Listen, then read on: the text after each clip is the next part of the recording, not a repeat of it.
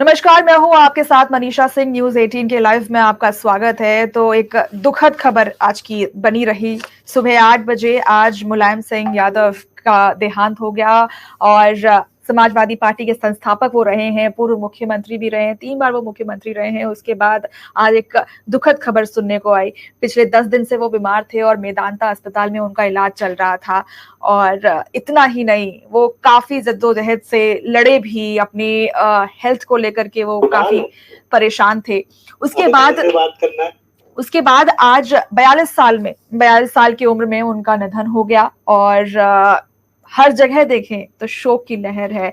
इस पर हम ज्यादा चर्चा करेंगे। हमारे साथ डॉक्टर चंद्र प्रकाश जी जुड़ रहे हैं, जो मुलायम सिंह यादव के काफी करीबी और उनके मतलब वो पार्टी में रहे हैं, तो उनके बारे में बहुत कुछ बता सकते हैं। और साथ ही साथ हमारे संवाददाता भी जुड़ रहे हैं, राजीव सिंह।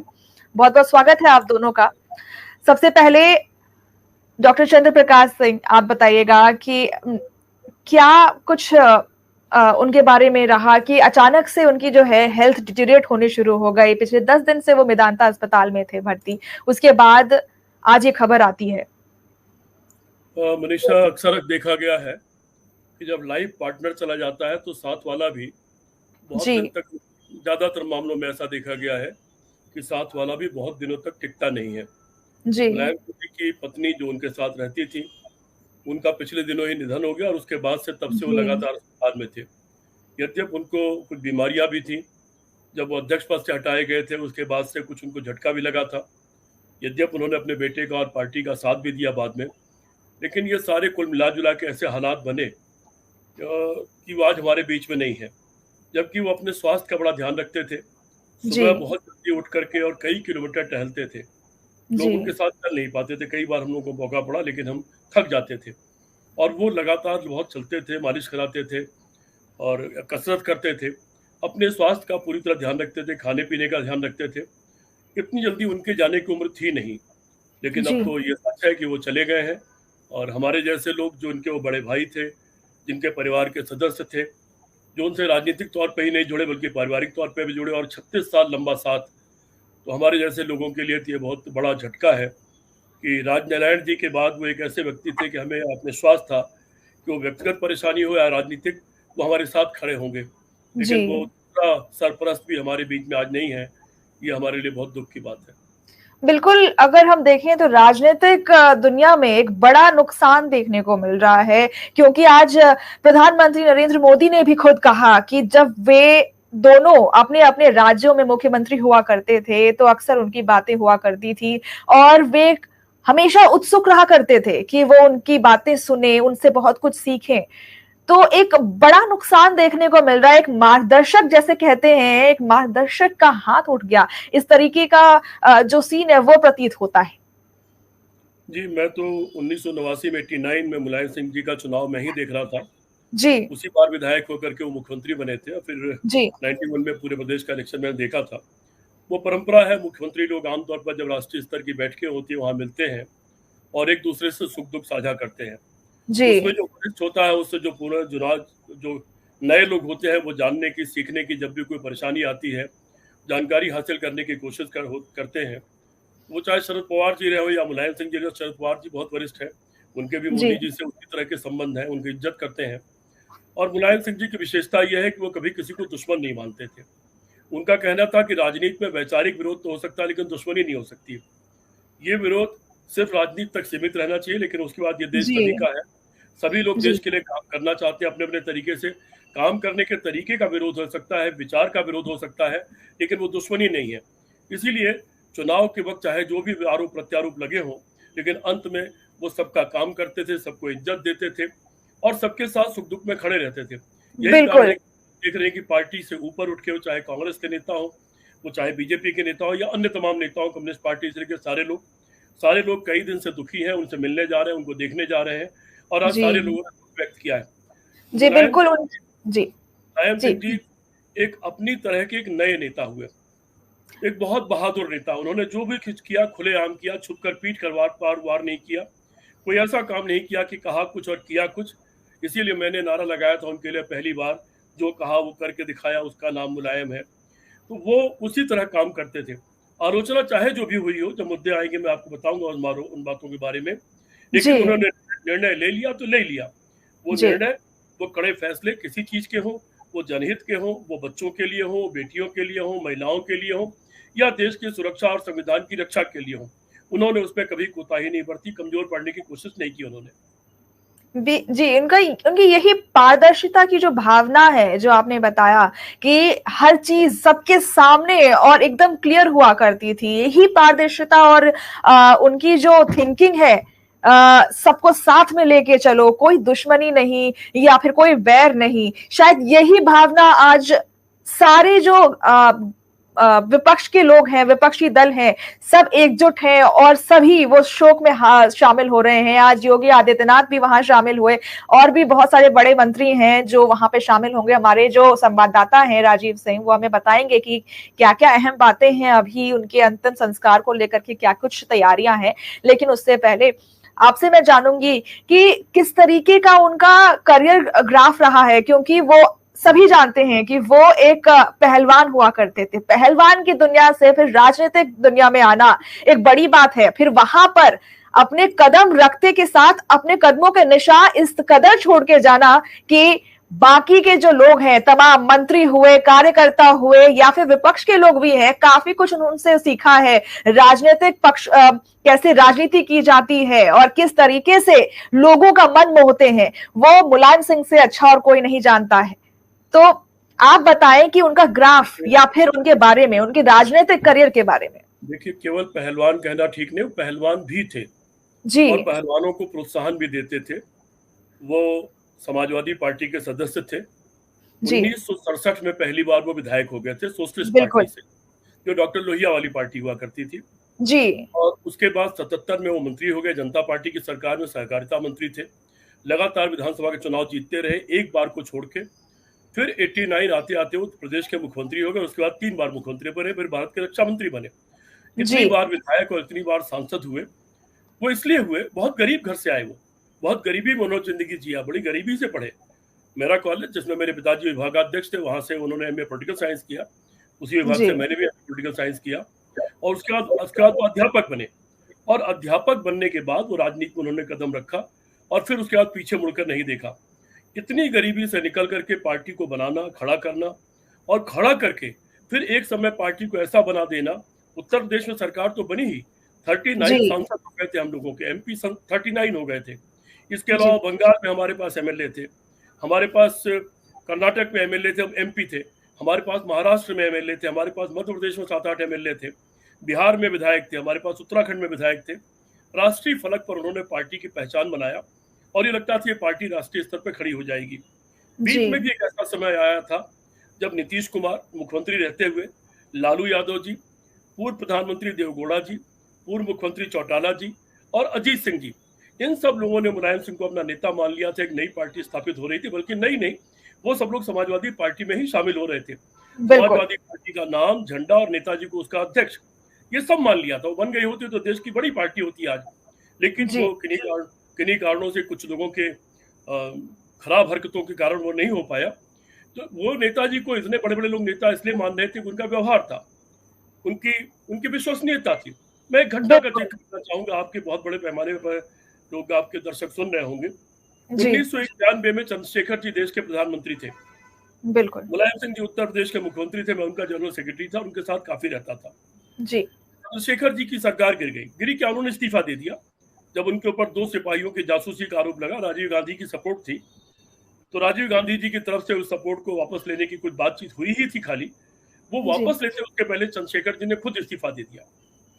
उसके बाद मुलायम सिंह जी को उस दिन हम साथ थे, फोन आया राजीव गांधी जी का कि आप चंद्रशेखर जी को छोड़ दो, आप अपनी सरकार चलाओ, हम आपका साथ देंगे, चंद्रशेखर जी को छोड़ दो। बहुत देर रात तक कुड़ा भाग होता रहा, बातचीत होती रही। अंततः देर रात में जनेश्वर मिश्रा जी को, जो उस वक्त केंद्र के मंत्री थे, जगाया गया जाके, उससे आखिरी चर्चा हुई। फिर मुलायम सिंह जी सीधे एयरपोर्ट गए और वहां से जहाज पकड़ के लखनऊ गए, और सुबह राज्यपाल जी को जगते ही जाकर के अपना मुख्यमंत्री पद से इस्तीफा उन्होंने सौंप दिया। उनके सामने ऑप्शन दोनों थे कि वो अपनी सरकार बचाए रख सकते थे और लंबे समय तक चल सकते थे कांग्रेस के सहयोग से। लेकिन सवाल ये था कि वो चंद्रशेखर जिनका उनका लंबे समय से साथ था, जो उनका साथ देते थे, जिसके साथ वो खड़े थे, उनका साथ छोड़ दें या उनके साथ रहें। मुलायम सिंह जी ने चंद्रशेखर जी के साथ रहना पसंद किया और सरकार को लात मार दी। मुलायम सिंह जी की यही विशेषता रही है। अयोध्या के मसले में तब भी मैं पार्टी का महासचिव और प्रवक्ता था, उस पर भी उन्होंने कहा था एक सरकार की 10 सरकारें कुर्बान हो जाएं, लेकिन मैं देश कुर्बान नहीं कर सकता, मैं संविधान कुर्बान नहीं कर सकता, मैं देश की एकता कुर्बान नहीं कर सकता, देश का विश्वास कुर्बान नहीं कर सकता, सरकार की मुझे कोई चिंता नहीं है। तो इतने बहादुरी से निर्णय लेने वाले आदमी का नाम मुलायम सिंह यादव है। जी, काफी उनके, अगर आप देखेंगे उनके राज्य में कई बार जो पिछड़ी जाति की जो आवाज है वो उठती हुई दिखाई दी है और वो आवाज बने हैं। आज क्या आपको ऐसा लग रहा है कि वो आवाज जो पिछड़ी जातियों के लिए या फिर हम कहें माइनॉरिटी के लोगों के लिए है, वो आवाज आज दब गई या फिर वो आवाज मौन हो गई, ऐसा प्रतीत हो रहा है क्या? एक क्लियर कर दूं, हम तो सोशलिस्ट लोग हैं, जो पुराने समाजवादी हैं, लोहिया, डॉक्टर लोहिया जयप्रकाश की पार्टी वाले। हम लोग का एक नारा हुआ करता था जो हमने बचपन में 6ठी 7वीं क्लास में लगाना शुरू किया, संत सोपा ने बांधी गांठ। तब संयुक्त सोशलिस्ट पार्टी हुआ करती थी, पीएसपी और एसपी मिल गई थी, सोपा बन गई थी। तो एक नारा लगवाया था हम लोगों को, जो बहुत सालों हमने लगाया, संत सोपा ने बांधी गांठ, पिछड़े मांगे 100 में 60। उस पिछड़े में महिलाएं सारी जाति की थी और पिछड़ों में गरीब भी थे। मुलायम सिंह जी ने उसको अक्षरशः उसका पालन किया और उन्होंने उस पिछड़ों की लड़ाई को लड़ा। लेकिन यहाँ यह भी ध्यान रखने की बात यह है कि उन्होंने अगड़ों की उपेक्षा नहीं की। उन्होंने ये कहा कि अगड़ों के लिए भी विशेष न्याय का अवसर होना चाहिए। अगड़ों में जो गरीब लोग हैं उनको भी विशेष अवसर मिलना चाहिए, उनके साथ भी न्याय होना चाहिए। मुलायम सिंह जी ने कभी केवल पिछड़ों के चक्कर में अगड़ों की खिलाफत नहीं की। दूसरा, उन पर केवल मुसलमान का आरोप लगाना उचित नहीं है। मुसलमान के बारे में तो एक आयोग बना। मैंने मुसलमान का नाम नहीं लिया, मैंने कहा पिछड़ी जातियों को और माइनॉरिटी, मैंने दोनों का नाम लिया है। जी, अल्पसंख्यक बात करूं, उनका कहना यह था कि जो भी गरीब है, जो भी पिछड़े हैं, जिनके अंदर भी शिक्षा का अभाव है, जिनके पास रोजगार का अभाव है, अब कुछ लोगों के पास रोजगार 2% है, पढ़ाई लिखाई में 3-4% है, तो निश्चित तौर पर एक कहा जाता है कि आपके शरीर का एक अंग अगर कमजोर होगा तो आपका शरीर मजबूत नहीं हो सकता। घर में 4 भाइयों में अगर एक भाई कमजोर होता था, अपाहिज होता था, तो 3 भाई मिलकर उसको पालते थे। यही बात देश पर भी लागू होती है। इस देश में कोई समाज, कोई भी अगर कमजोर है तो देश मजबूत नहीं हो सकता। इसलिए अगर सही मायने में आप देशभक्त हैं तो जो कमजोर है उसको विशेष अवसर देकर उसको ऊपर उठाइए। इसीलिए खड़ी लाइन और बड़ी लाइन का कंसेप्ट आया। एक खड़ी लाइन है जिसमें कुछ लोग बहुत ऊपर है, कुछ लोग बहुत नीचे हैं। ये सवाल आया कि इसको क्या बड़ी लाइन में बदला जा सकता है क्या? ऊपर वालों को ये ना कहा जाए कि आप नीचे गिर जाइए, उनसे कहा जाए कि आप रुक के धीरे धीरे चलिए और नीचे वालों की रफ्तार को थोड़ा तेज कर दिया जाए। एक समय ऐसा आएगा कि पूरी तरह बड़ी लाइन नहीं बनेगी, सीधी लाइन बराबर नहीं होगी, तो कम से कम ऊंच नीच की खाई थोड़ी कम हो जाएगी। यही मुलायम सिंह का कंसेप्ट था। चूंकि ये डॉक्टर लोहिया जयप्रकाश, आचार्य नरेंद्र देव का कंसेप्ट था, चूंकि यह महात्मा गांधी का कंसेप्ट था, इस कंसेप्ट को मुलायम सिंह यादव ने भी माना और उसी के आधार पर उन्होंने राजनीति किया। जी जी, बहुत बहुत शुक्रिया आपका हमारे साथ जुड़ने के लिए और तमाम बातें रखने के लिए। आपने इतनी सारी बातें उनकी, मतलब ब्रीफली कहें, उनकी जो जीवनी है, जो इतनी बड़ा करियर रहा है, 55 साल का करियर रहा है उनका, वो सब आपने बताया। बहुत बहुत शुक्रिया आपका हमारे साथ जुड़ने के लिए। हमारे साथ राजीव सिंह भी जुड़ रहे हैं जो हमारे संवाददाता हैं। बहुत राजीव जी, आप बताइएगा कि इस वक्त क्या कुछ हो रहा है वहां पर, क्या तैयारियां चल रही हैं, क्या कुछ सुरक्षा के चाक चौबंद हो रहे हैं, और तो और अंतिम क्रियाक्रम जो होती है उसकी विधि को पूरा करने के लिए क्या कुछ तैयारी की गई है इस वक्त? आप म्यूट हैं। जी जी बताएं। जी जी बताएं। देखिए इस वक्त मुलायम सिंह को उनके पैतृक आवास पर रखा गया है, जहां पर तमाम दलों के नेता समर्थक हजारों की संख्या में लोग उनका अंतिम दर्शन के लिए पहुंच रहे हैं। कल सुबह जो मुलायम सिंह को है वो वहां पर मेला ग्राउंड में रखा जाएगा। उसके बाद 3 बजे उनका अंतिम संस्कार किया जाएगा। इस अंतिम संस्कार में देश के प्रधानमंत्री नरेंद्र मोदी समेत वो देश के कई राज्यों के मुख्यमंत्री शामिल होंगे, जिसमें बिहार के मुख्यमंत्री नीतीश कुमार, छत्तीसगढ़ के मुख्यमंत्री भूपेश बघेल समेत तमाम कद्दावर नेता, चाहे केंद्रीय रक्षा मंत्री राजनाथ सिंह की बात करें या खुद मुख्यमंत्री योगी आदित्यनाथ भी वहां पर पहुंचेंगे। तो कुल मिलाकर अगर कहा जाए तो जो इस वक्त है, इस वक्त क्योंकि लगातार हजारों की संख्या में चाहे वो समाजवादी पार्टी के कार्यकर्ता हो, नेता हो या विभिन्न अन्य दलों के नेता हो जो मुलायम सिंह यादव से कहीं न कहीं प्रत्यक्ष या अप्रत्यक्ष रूप से जुड़े रहे हैं, वो इस वक्त सैफई पहुंच रहे हैं और उनको अपनी भावभीनी श्रद्धांजलि देते हुए नजर आ रहे हैं। क्योंकि मुलायम सिंह उत्तर प्रदेश के ही नहीं बल्कि देश के ऐसे कद्दावर नेता थे, अगर उनके राजनीतिक करियर की बात करें तो उत्तर प्रदेश में वो 8 बार विधायक रहे, 7 बार सांसद रहे, केंद्रीय रक्षा मंत्री रहे। इस दौरान उन्होंने तमाम ऐसे बड़े काम किए जिनको हमेशा जिनके लिए उन्हें याद किया जाएगा, चाहे वो किसानों की बात हो, चाहे नौजवानों की बात हो या सेना के जवानों की बात हो। उन्होंने समाज के हर वर्ग, हर तबके के लिए काम किया और यही कारण है कि उत्तर प्रदेश के लोगों ने उनको धरती पुत्र की संज्ञा दी थी। ये संज्ञा कोई उन्हें आधिकारिक तौर पर नहीं थी, लेकिन लोग उनको धरती पुत्र मानते थे क्योंकि गांव, गरीब, नौजवान, किसान सब वर्गों के लिए उन्होंने काम किया। सबसे बड़ी खासियत ये थी कि मुलायम सिंह कभी भी किसी से जो उनका व्यवहार था वो सबके प्रति समान रहता था, वो किसी से भेदभाव नहीं करते थे, चाहे वो उनकी पार्टी का हो या अन्य दल का नेता हो। सहमत असहमति हो सकती थी, लेकिन उसके बावजूद वो निष्पक्ष भाव से अगर कोई दूसरे दल का भी नेता उनके पास किसी से काम के लिए आता था तो उसकी बात सुनते थे, उसका काम करते थे। और यही कारण है कि आज समाजवादी पार्टी से ज्यादा आप देख रहे हैं कि भारतीय जनता पार्टी के जो वरिष्ठ नेता हैं वो अपने अनुभव मुलायम सिंह यादव के साथ साझा कर रहे हैं और वो बता रहे हैं कि आखिर मुलायम सिंह यादव को धरती पुत्र क्यों कहा जाता था। उन्होंने एक राजनीति की नई लकीर खींची। उन्होंने राम मनोहर लोहिया से राजनीति के गुरु सीखे थे, उनको अपना गुरु मानते थे और उसके बाद वो राजनीति में आए। तो ऐसे में ये कहा जा सकता है कि मुलायम सिंह के निधन से हिंदुस्तान की राजनीति को एक बड़ी क्षति हुई है, जिसकी भरपाई कर पाना आने वाले दिनों में मुश्किल होगा। क्योंकि मुलायम सिंह एक ऐसे नेता थे जो सबको साथ लेकर चलते थे, सभी के विकास की बात करते थे और खुलकर वो एक दूसरे सबसे अच्छे दोस्त थे। जिससे भी उनके संबंध थे उनके लिए उन्होंने अर्श से फर्श से अर्थ तक पहुंचाने का काम किया है। जो तमाम ऐसे लोग हैं जो अपनी अनुभव उनके साथ साझा करते हैं। हम लोग भी उनकी जब जनसभाओं को कवर करते थे तो मुझे याद है कि 2011 की एक जनसभा में उन्होंने कहा कि अगर हमारी सरकार 2012 में बनती है तो जो काम होने वाले हैं वो भी होंगे और जो काम नहीं होने वाले हैं वो भी होंगे। तो ये एक मुलायम सिंह यादव का खुलकर जो कार्यकर्ताओं के प्रति एक उनका भाव रहता था। वो कोई भी कार्यकर्ता से अगर नाराज होते थे तो उसको डांटते थे, लेकिन उसका काम जरूर करते थे। यही काम वो नेताओं के साथ भी थे। तो उन्होंने चाहे नेता हो, कार्यकर्ता हो, अधिकारी हो, पत्रकार हो या समाज का जो वंचित शोषित वर्ग है उनको लिए उन्होंने कई ऐतिहासिक कदम उठाए, जिसके लिए मुलायम सिंह को आने वाले दिनों में एक लंबे समय तक याद किया जाएगा। क्योंकि उत्तर प्रदेश की राजनीति में ऐसा दूसरा नेता ये कहा जाता है कि न हुआ है और न होगा।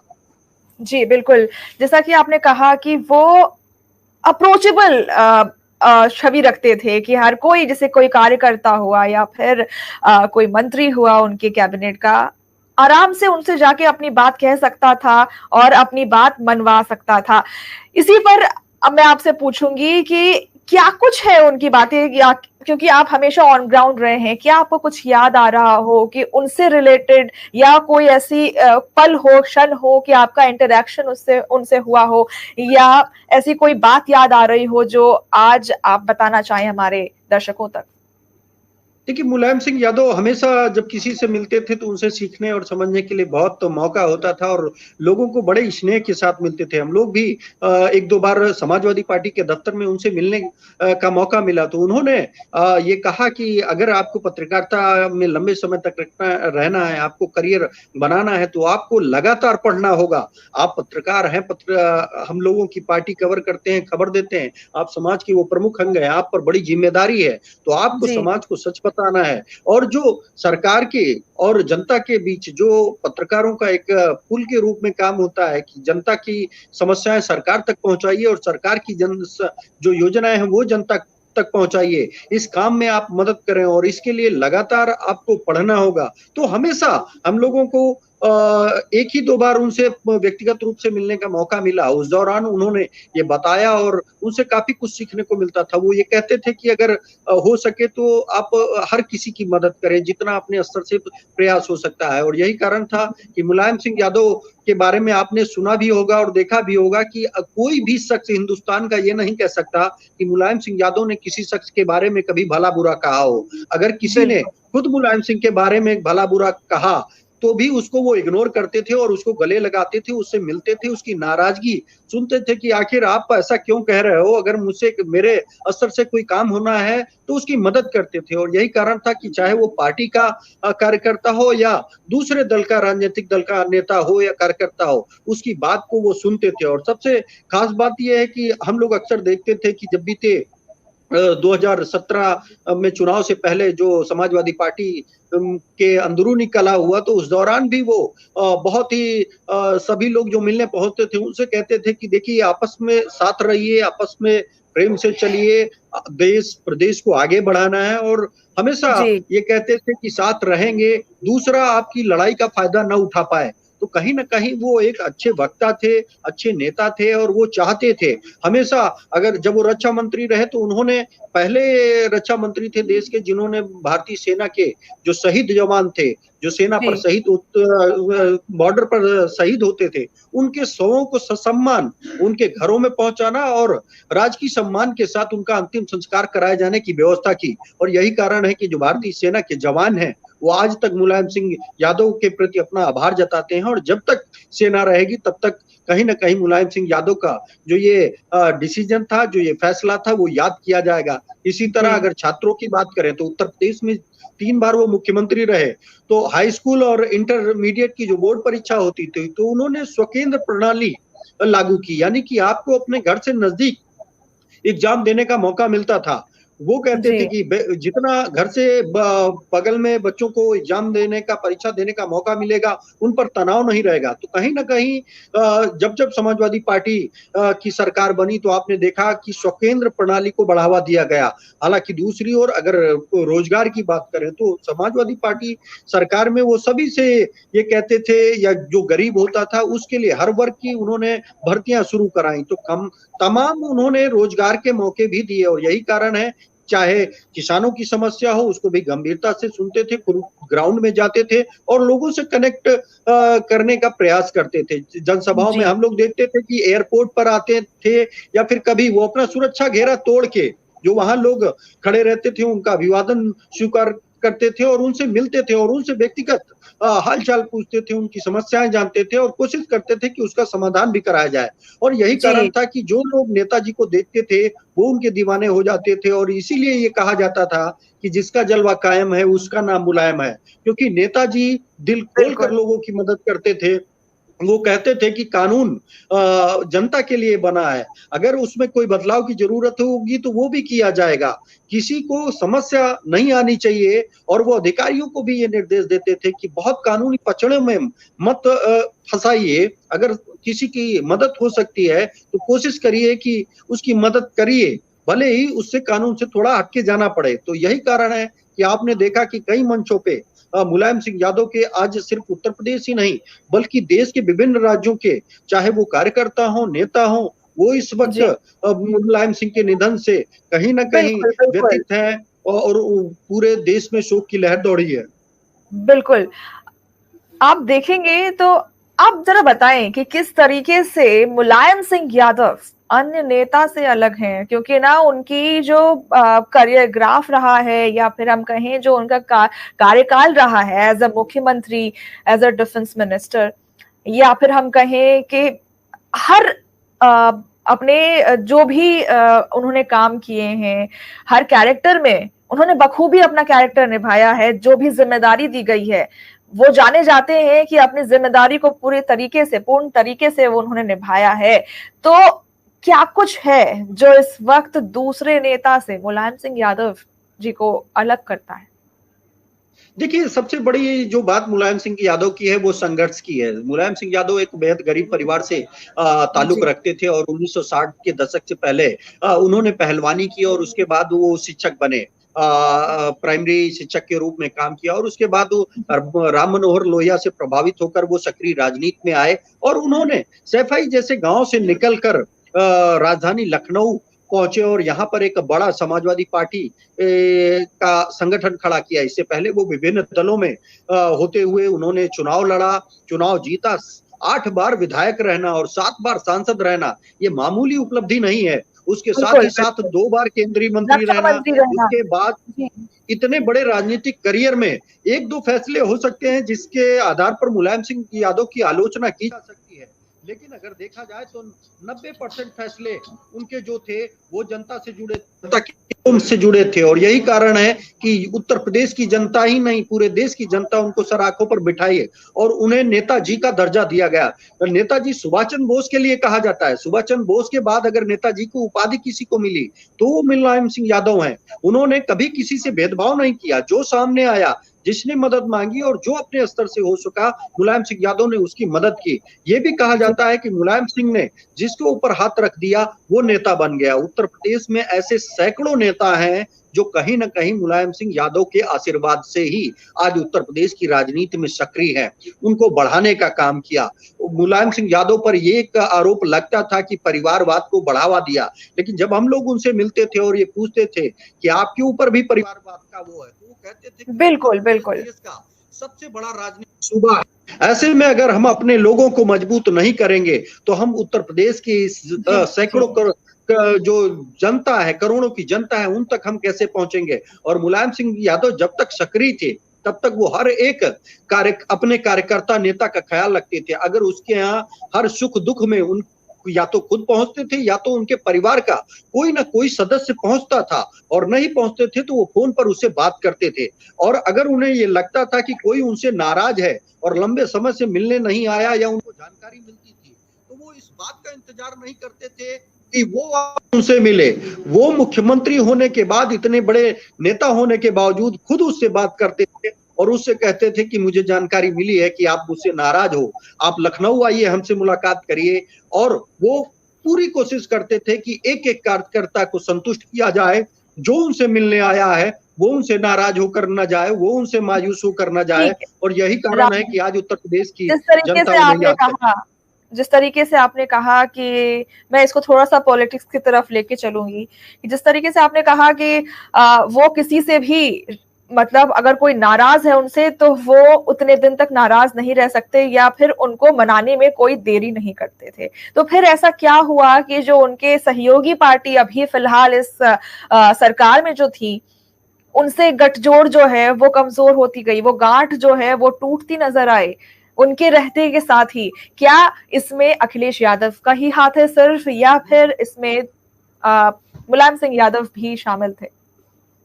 देखिए, मुलायम सिंह यादव के अगर देखा जाए तो उन्होंने उत्तर प्रदेश में 55 वर्षों तक एक शीर्ष लीडर के तौर पर, बड़े नेता के तौर पर काम किया और उन्होंने उत्तर प्रदेश की सत्ता को संभाली।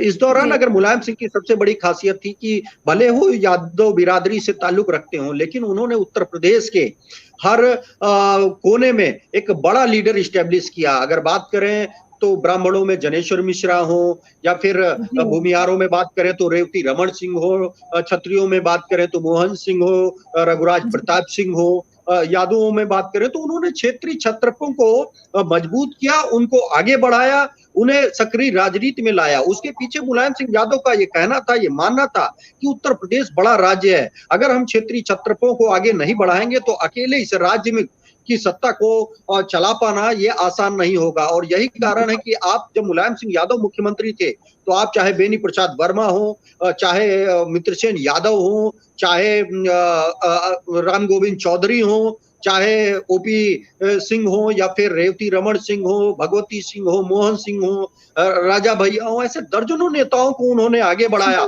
और खास बात ये थी कि छात्र संघ से जुड़े नेता अरविंद सिंह गोप आप देख रहे हैं, राम सिंह राणा देख रहे हैं, ये लोग, इन लोगों को लग रहा है आज इनके सिर से जो राजनीतिक उनके अभिभावक थे उनका सिर हाथ उठ गया। और यही कारण है कि आप देख रहे हैं कि वो रोते हुए नजर आ रहे हैं, क्योंकि आज वो जो भी हैं मुलायम सिंह के यादों के कारण ही है। वो कहते थे कि युवाओं को आगे बढ़ाइए, युवाओं को जिम्मेदारी सौंपिए, और यही कारण है कि मैं 2 उदाहरण आपको दूंगा कि आपको याद होगा कि आजम खान साहब एक बार मुलायम सिंह यादव से नाराज हुए और उन्होंने बड़ा उल्टा सीधा बोलकर उन्होंने पार्टी से वो बाहर गए। इसी तरह अमर सिंह साहब बाहर गए, लेकिन मुलायम सिंह यादव ने एक बार उन दोनों लोगों के खिलाफ कभी भला बुरा नहीं किया, और अंततः दोनों लोगों को अपनी गलतियों का एहसास हुआ, चाहे वो अमर सिंह हो चाहे आजम खान हो, वो दोबारा आए और मुलायम सिंह यादव के साथ काम किए। अब अगर मौजूदा पॉलिटिकल स्थिति की बात करें, समाजवादी पार्टी के रणनीति की बात करें, तो आप देखेंगे कि कहीं ना कहीं अखिलेश यादव के नेतृत्व में चाहे 2012 के बाद जो लीडरशिप थी उसमें एक बड़ी कमी देखने को मिल रही है। अगर देखा जाए तो खुद चाचा शिवपाल जो हमेशा मुलायम सिंह यादव के साथ एक साय की तरह रहे, उन्हीं से विवाद हुआ, वो अलग हुए। उसके बाद एक एक करके जो समाजवादी पार्टी के नेता, वरिष्ठ नेता रहे, जो मुलायम सिंह यादव के कभी मजबूत हाथ रहे, वो सभी छिटकते गए, उनको पार्टी में तवज्जो नहीं मिली। और यही कारण है कि अब आप देख रहे होंगे कि अखिलेश यादव के साथ जो टीम है वो शायद निर्वाचित होकर नहीं पहुंची है, वो उन नेताओं की नहीं है जो मुलायम सिंह यादव के साथ थे। और यही कारण है कि जो समाजवादी पार्टी के परफॉर्मेंस है वो लगातार गिरती जा रही है। वो समर्थन जो मुलायम सिंह यादव को मिलता था वो शायद अखिलेश यादव को अब मिलता नजर नहीं आ रहा है, क्योंकि मुलायम सिंह यादव ने सभी को जोड़ने का काम किया। जो नाराज हुआ उससे खुद जाकर मिले, उसको मनाने का काम किया, उसकी मदद की, उसकी बात मानी और उसको कहीं ना कहीं एडजस्ट किया। लेकिन अखिलेश जी के अगर रिजीम में बात करेंगे तो कहीं ना कहीं इन चीजों में कमी आई, और उसका नतीजा ये रहा कि जितने वरिष्ठ नेता हैं वो एक एक कर साइडलाइन हुए। और अब अगर देखा जाए तो समाजवादी पार्टी में पूरे उत्तर प्रदेश में देखेंगे तो गिने चुने वो नेता हैं जो मुलायम सिंह यादव के समय से कमान संभालते आए हैं अपने अपने क्षेत्रों की, उनकी एक बड़ी कमी रही। और यही कारण है कि समाजवादी पार्टी का जो प्रदर्शन है वो दिन ब दिन उत्तर प्रदेश में गिरता जा रहा है। न तो अखिलेश यादव के रिजीम में विभिन्न जातियों के समुदाय के नेताओं को आगे बढ़ाया गया, न उनको लीडरशिप सौंपी गई, और उसी का नतीजा आज समाजवादी पार्टी को भुगतना पड़ रहा है, जिससे लगातार जो विधानसभा में उनके सदस्यों की संख्या है वो कम हुई है। और जब मुलायम सिंह यादव थे तो जो राजा भैया हैं वो समाजवादी पार्टी के मेंबर नहीं थे, वो निर्दलीय विधायक थे, लेकिन जरूरत न होने के बावजूद उन्होंने उनको जोड़ा, क्योंकि वो जानते थे कि मैसेज गलत जाएगा। इसीलिए समाज के हर वर्ग के, चाहे वो मुस्लिम नेताओं की बात हो, क्षत्रियों की बात हो, ब्राह्मणों की बात हो, बैकवर्डों की बात हो, दलित नेताओं की बात हो, तो उन लोगों का एक गुलदस्ता सजा के मुलायम सिंह यादव ने रखा,